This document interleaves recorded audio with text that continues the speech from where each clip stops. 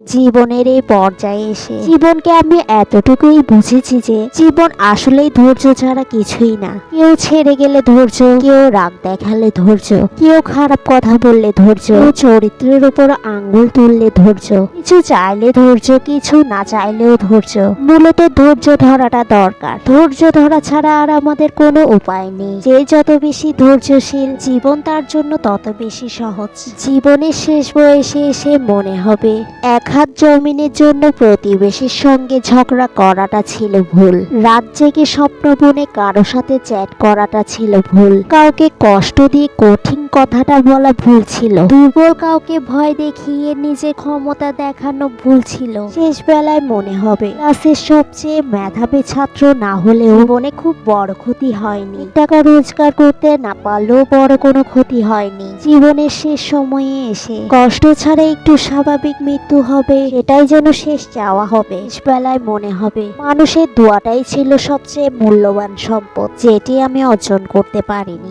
মানুষের মনে কষ্ট দেওয়াটা ছিল সবচেয়ে বড় ভুল। শ্বাসকষ্টের মাঝে আটকে থাকা নিঃশ্বাসের কষ্টে শুধু মানুষের দোয়াটাই মনে হবে সবচেয়ে মূল্যবান। অথচ এত কিছু ভেবেও আমরা যৌবনকালে নিজেদের নিয়ন্ত্রণ করতে পারি না।